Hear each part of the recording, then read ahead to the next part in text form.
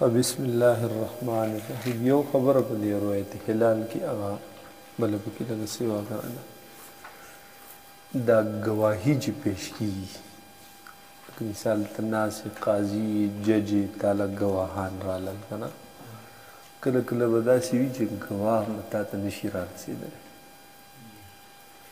نو یو هغه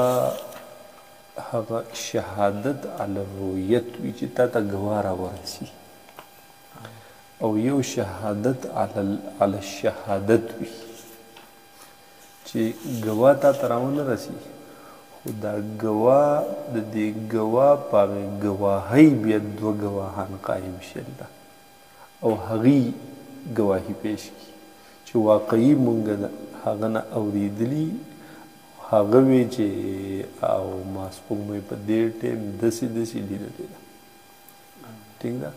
او یو شهادت علی القضا وي، دا ټول د فقهي کتابونو کې دي دغه نه راغستي په دې پاڼه باندې.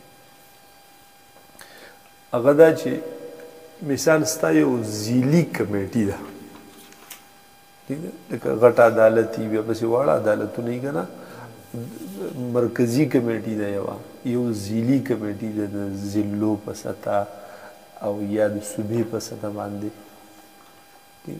نو دې ذیلي کمیټۍ د یو ګواه ګواهي پرکه وکړه شرعاً فناً، او دوی په فیصله وکړه چې بالکل دا ګواه صحیح دی، او بیا د دې کمیټۍ چې کوم مشر و، د دې چې کوم جج یا قاضي څوک با اختیاره و، نو دوی د خپله فیصله چې وکړه دا فیصله مخې مرکزي کمیټۍ ته پیش کړي، نو دې ته وایي شهادت علی القضا.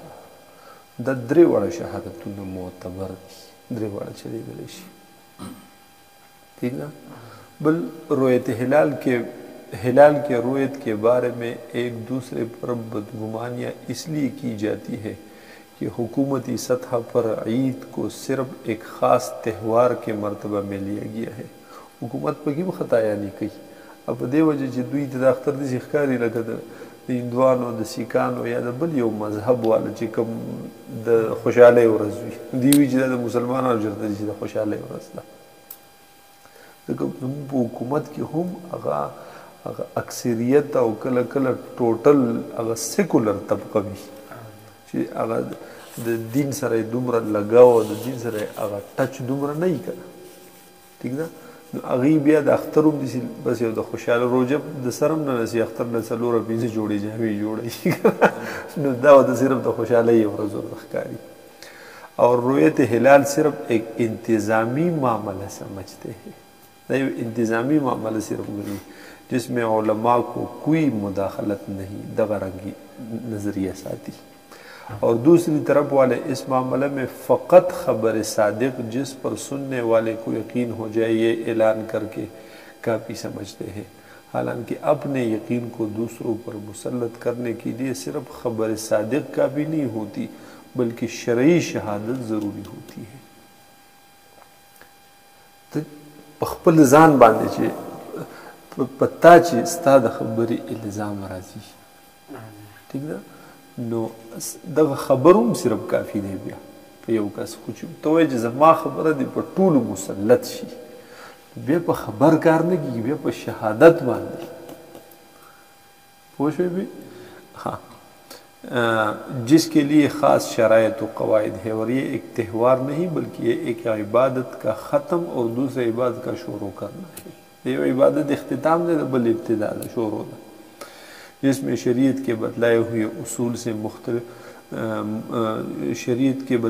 उसूल से मुख्तलिफ कोई जायज़ नहीं. दागे ना अलावा जो बल सूरत इख्तियार है ना दा जायज़ नहीं, लिहाजा ये मसला बहुत गौर तलब है.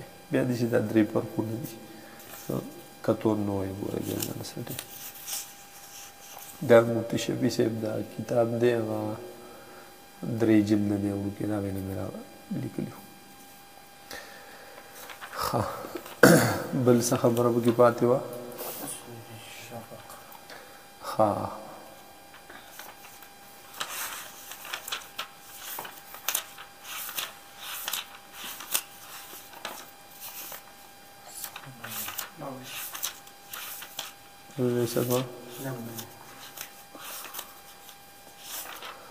حاجی